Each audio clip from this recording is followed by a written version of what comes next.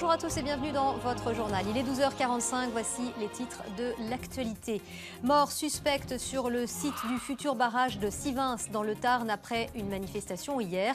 Le corps d'un homme de 21 ans a été retrouvé dans la nuit, là où des heurts avaient opposé forces de l'ordre et anarchistes. La psychose Ebola fait grincer des dents aux États-Unis. Les personnels médicaux sont directement mis en quarantaine à leur retour d'Afrique de l'Ouest. Une infirmière concernée dénonce cet isolement. Elle affirme avoir été traitée en criminel. Jour de vote au Brésil, en Ukraine, mais aussi en Tunisie. Les législatives ont commencé. Deuxième scrutin libre depuis la chute de Ben Ali. Sur place, nous retrouverons notre envoyé spécial. Ce soir, il fera nuit plus tôt. Nous sommes en effet passés à l'heure d'hiver, ce qui nous a fait gagner 1 heure. Mais comment employer ces précieuses minutes grappillées? Reportage dans ce journal. Enfin, le nouveau spectacle du cirque Grus, Pégase et Icare, qui mêle art équestre et acrobatie aérienne, de la maîtrise et beaucoup de féerie pour évoquer la mythologie grecque.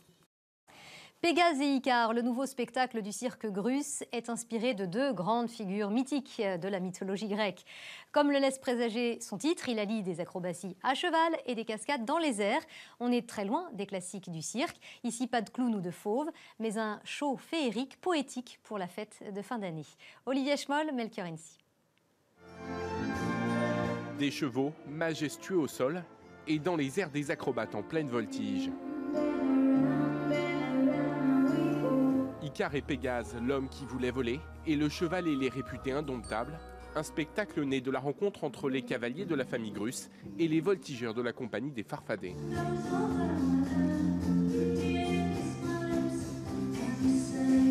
En réalité, c'est pas du cirque. En réalité, c'est un spectacle absolument incroyable. Cette rencontre avec les Farfadets a été pour moi une rencontre absolument incroyable. Parce que ce sont deux formes artistiques de 2 générations différentes qui se sont retrouvées sur la même piste. Une création à la croisée du cirque et de la comédie musicale. Un orchestre et une chanteuse accompagnent les artistes, entre chevauchées folles et instants poétiques. 14 cavaliers, 40 chevaux sur la piste et dans les airs une dizaine d'acrobates, des personnages costumés et des décors colorés auxquels il a fallu habituer des chevaux plutôt craintifs. Il va y avoir des personnages mythologiques qui vont apparaître dans le spectacle qu'au début ont bien effrayé les chevaux. À partir du moment où on prend le temps de les habituer, de les rassurer et de leur montrer qu'il n'y a pas de danger, on arrive à faire des choses vraiment incroyables. 2h30 d'envol, d'émotion et de féerie, et à la fin, certains ont du mal à redescendre. Je suis comme un enfant devant, c'est grandiose, on en prend plein les yeux. J'ai adoré. Très beau, la voix de la chanteuse magnifique, les corps des hommes superbes. Moi j'ai aimé quand ils ont fait les loopings. C'était bien. Petits et grands ont pris leur envol, un moment à partager en famille jusqu'au 4 janvier, sous le chapiteau du cirque Grus.